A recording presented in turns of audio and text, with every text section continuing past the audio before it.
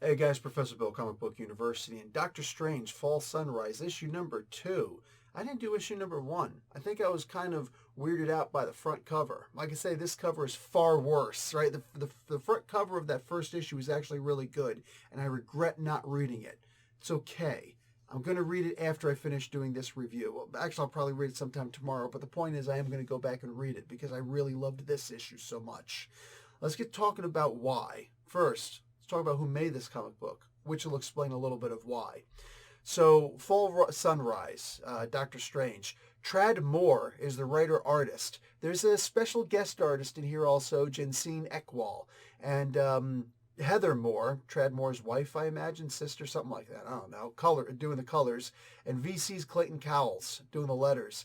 Also with Trad Moore, which makes sense. So this is really a Trad Moore comic book. Trad did the cover and everything, which explains why it's so damn good.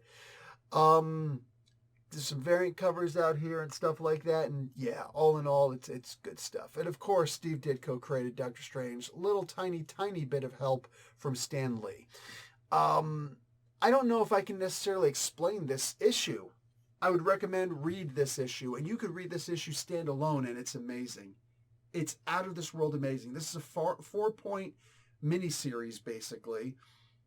And I'm going to put this on par with Wolverine, the Volume 1. Those first 4 issues that were Frank Miller and Chris Claremont. That's what I'm going to do, genuinely. Just to give you an idea of how good this is. Guys, this is Trad Moore, who made this stuff, if you're not quite familiar with Trad Moore. He's the guy who created Ghost Rider Robbie Reyes. He's also the guy who did Silver Surfer Black. If you remember, Donny Cates did the whole, all black versus Carnage and all this crazy stuff going on, right? And all of a sudden, the Silver Surfer was pulled in on this. And it was like, how is that going to make any sense? And then we read it, and we saw the art involved in it, and suddenly we were all sucked in, and that was 1,000 times better than it had any right to be. It was amazing how good that was. Silver Surfer versus the King in Black. So Silver Surfer Black. It was amazing. And a lot of that was absolutely Donny Cates. I think that easily half of it was also Trad Moore. And in case that didn't sell you, hopefully enough of you guys know about the stories of Luther Strode, those comic books. If not, maybe I should do something about that. Trad Moore he's the unspoken holy crap guy in the comic book industry. He's the guy who could turn the indie scene completely around because this guy is just a psychedelic trip that will not stop. and you cannot stop him. And I'm glad because this is out of control amazing how good this story was. 36 pages of story. Didn't even read issue number 1. Right now, I haven't read issue number 1, and I can't wait to jump on. I just have to finish, all my comic book reviews. In this story, there's an entity of some sort, and it's giving birth to what appears to be the enemy of the universe. Gotta read issue 1 to really confirm what I'm thinking about. This enemy of the universe, but not this universe, of a different universe. More importantly, a different reality. Doctor Strange is only the Sorcerer Supreme of this realm, but here's a different realm. And he's like, I can't help you, bud. And I know that you're sending me these dreams that have become nightmares, and I haven't been able to sleep for a long time, but I'm still going to be really polite to you and things like that, but I can't help you, and it's not my responsibility. Why should I even help you? With an alternate reality kind of thing, maybe you should go to your own Sorcerer Supreme, right? And she's pointing out how all of these realities are actually the same, even though they're not. And it's trippy. Just the art of Trad Moore is something like you've been taking acid. I think he has. I'm almost positive this guy's on peyote or something, right? Easily. LSD something, right? I'm reading this comic book and I feel like I'm tripping. But not just in the art, in the story in and of itself. Doctor Strange starts flickering at one point. And it's like you're in 2 realities at the same time. And he can't seem to remember. but he just did it. I love the idea that Doctor Strange is being pulled out of his element while he's still in his element at the same time. And it's like it's two different Doctor Stranges, but it's not.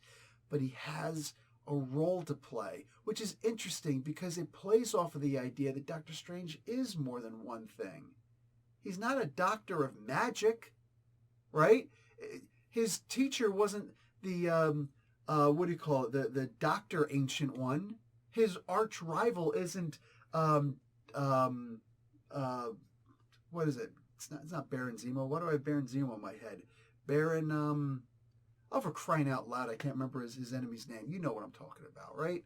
Mordo, Baron Mordo. It's not Dr. Mordo, Dr. Baron Mordo, right? He's a surgeon. Doctor Strange is a surgeon. And the best of the surgeons. Nobody's come to his level, right? That'd be a good story. Somebody's better and he gets jealous.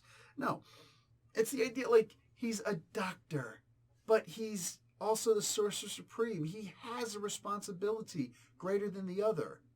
And we saw that Mark Waid played with that idea that, oh, he's got to be both because, look, he's neglecting one by focusing on the other. But isn't this more important? But does that, work with the Hippocratic Oath? Can he be both?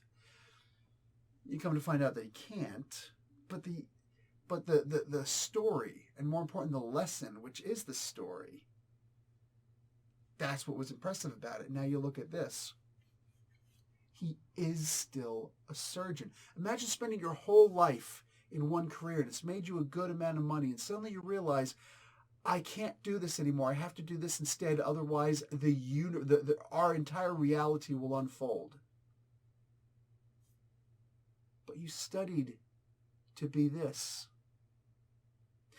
It's like Strange is doing a job that he never really wanted to do, but he has to, to pay the bills.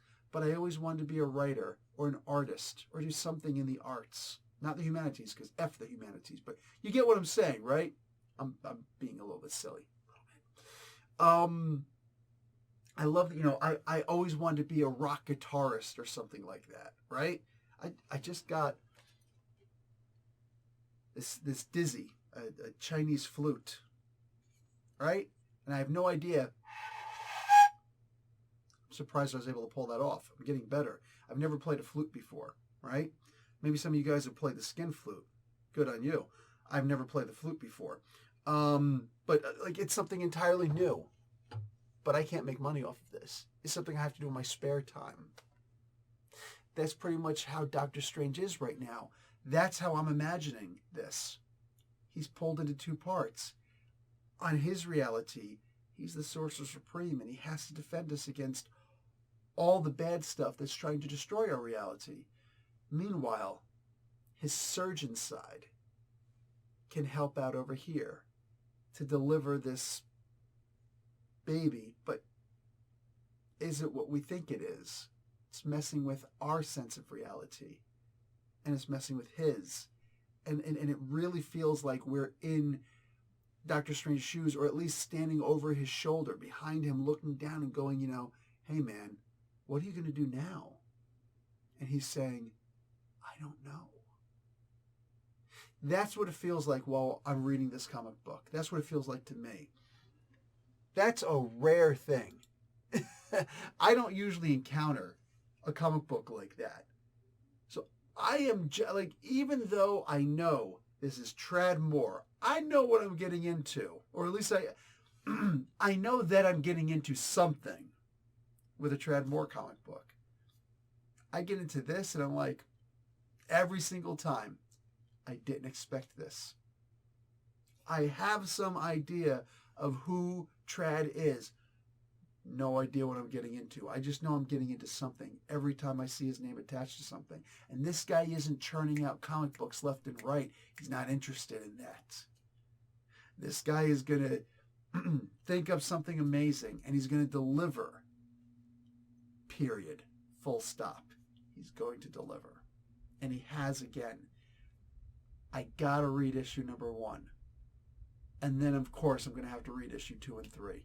I don't know if I'm going to do a review on issue 1. I'll probably talk about it if I talk about issue number 3, but I can tell you right now, even just reading issue number 2 of this, I'm not going to say it's standalone because it ends knowing that there has to be a continuation, but it really felt like I'm sitting here wondering what I read what issue 1 was, but this could be this could have been issue 1 as far as I'm concerned, because it's just boom right there. It starts perfectly as though it's standalone. It's almost like this was a standalone. It's like reading it's like watching the original Star Wars movie. Obviously, everything starts here.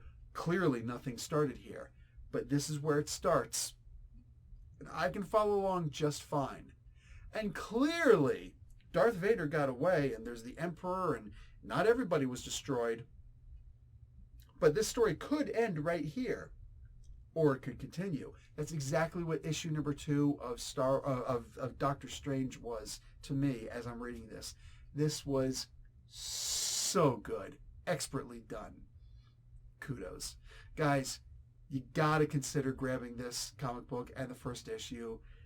You want to wait for the trade paperback, so be it, but like if you want to support good comic books in the big 2 and let them know what we should, what we want from them, this is just one of the ways to do it. Our dollars talk more than anything else. Our dollars are our votes, right? This was a really good story. And it's going to trip you up. And it's one of those things where if there's something I don't understand, I ain't even mad at it. Because maybe I simply wasn't meant to. Maybe it's like walking through the Cthulhu mythos, right? Some things happen. You don't know why. But it was a pretty good experience. I'll talk to you guys later. Like the video, watch an ad. Professor Bill, Comic Book University. Class dismissed.